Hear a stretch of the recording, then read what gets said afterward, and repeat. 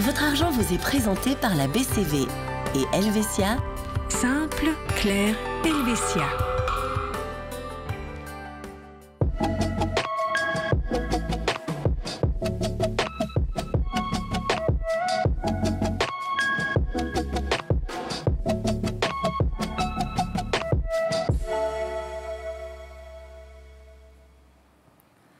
Bonsoir à tous, bienvenue dans Spécial PME. On va s'intéresser ce soir à l'assurance des véhicules d'entreprise. Avant d'en discuter avec notre expert, je vous propose de nous rendre dans le canton de Fribourg, du côté de Villars-sur-Glâne, auprès de l'entreprise AC Énergie et de son directeur Marvin Langel. Notre société a été fondée en 2013. Nous sommes actifs dans la technique du bâtiment, tout ce qui est installation chauffage, ventilation, climatisation et sanitaire.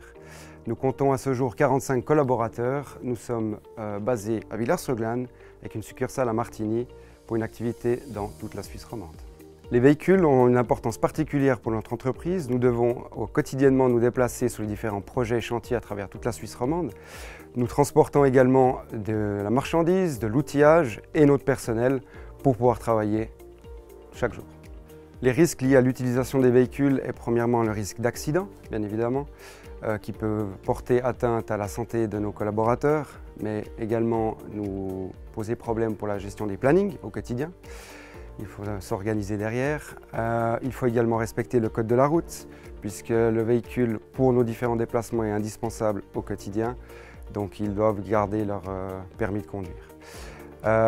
Également l'usure prématurée de nos véhicules, donc on leur demande d'être vraiment soigneux, d'en prendre soin, de respecter les différentes échéances d'entretien, etc. pour qu'au quotidien il n'y ait pas de différentes pannes ou autres.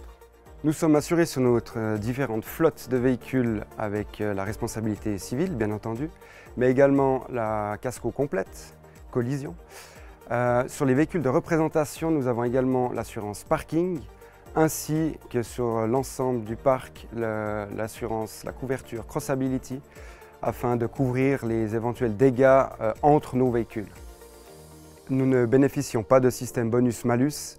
Nous sommes également assurés pour tout le matériel et l'outillage transporté à l'intérieur de nos fourgons.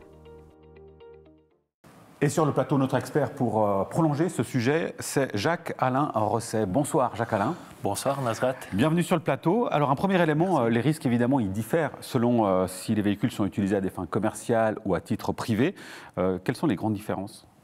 Alors la grande différence, c'est que souvent ces véhicules d'entreprise, ils sont utilisés par plusieurs personnes qui ont chacun des styles de conduite différents. Ensuite, c'est clair, si on prend une voiture privée qui est plus maniable, un véhicule d'entreprise, souvent, il a des dimensions qui rendent la conduite un petit peu plus difficile et augmentent bien sûr les risques qui peuvent arriver. Un point très important, ces véhicules contiennent souvent de l'outillage, des installations à l'intérieur, voire des marchandises. Les utilisateurs doivent vraiment veiller à ce que tous ces éléments soient correctement fixés pour qu'en cas d'accident, soit les occupants, soit les gens à l'extérieur ne soient pas blessés par ces différents éléments. Naturellement, on le comprend bien, effectivement. Autre différence qu'il y a, on l'imagine, c'est selon les secteurs d'activité. On n'a pas les mêmes besoins de véhicules. Là, en termes d'assurance aussi, il y a des différences. Alors oui, tout à fait. C'est clair que si je prends le cas de figure d'une assurance de courrier qui doit livrer des colis, elle aura besoin d'une assurance qu'on appelle casco-collision, bien sûr, pour ses véhicules. Elle aura besoin d'une assurance de parking éventuellement, et puis d'une assurance de transport pour les biens qu'elle doit livrer à ses clients. A contrario, si on prend une entreprise active dans le recyclage, par exemple, qui a des installations particulières, des grues, des machines pour compacter, elle, en plus de la couverture collision, aura besoin d'une assurance qu'on appelle bris de machine, qui va couvrir la casse à ses installations. Et bien sûr, si un tel véhicule est immobilisé, elle aura besoin peut-être soit d'une assurance perte d'exploitation pour couvrir la perte de revenus, ou une prestation, par exemple, pour la location d'une machine de remplacement. En cas d'accident, forcément là, c'est des choses qui arrivent aussi. Qui est responsable ? Alors, toujours, c'est l'assurance responsabilité civile du véhicule qui va intervenir. Il faut savoir à peu près tous les contrats comportent l'exclusion du recours en cas de faute grave. Ça veut dire que même si le conducteur fait une faute grave, l'assurance, elle va payer la totalité du dommage. Il y a cependant toujours une exception, et pour les voitures d'entreprise, c'est important aussi de le signaler. S'il y a conduite sous alcool, la faute grave va tomber et l'assurance peut se retourner contre le conducteur ou, à contrario, contre l'entreprise pour demander une participation à ces dommages.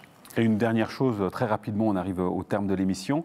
Comment est-ce qu'on peut, de manière générale, en tant qu'entrepreneur, économiser sur ces véhicules de flotte, notamment? Voilà, alors ça, c'est un point important pour l'entreprise. Le premier point, c'est l'entretien des véhicules. Il faut veiller à avoir un entretien très, très régulier. Il faut sensibiliser les utilisateurs justement à cette responsabilité d'entretien. Il faut former les personnes pour tout ce qui est des machines un peu particulières, pour qu'ils soient à même de les utiliser en plus grande sécurité. Homogénéiser la flotte, avoir un parc de véhicules qui soit homogène, c'est plus facile pour les utilisateurs. Et puis des points importants, c'est les éléments de sécurité des véhicules. Acheter des véhicules qui sont correctement équipés en options, ABS, contrôle de trajectoire, ça diminue fortement les risques.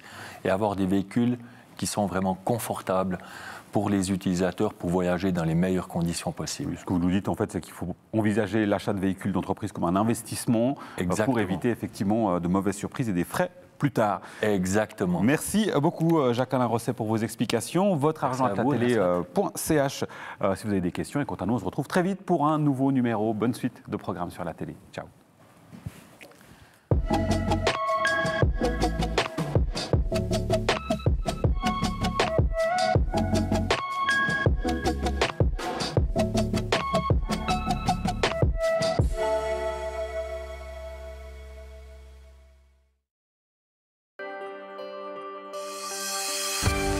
Votre argent vous a été présenté par la BCV et Helvetia.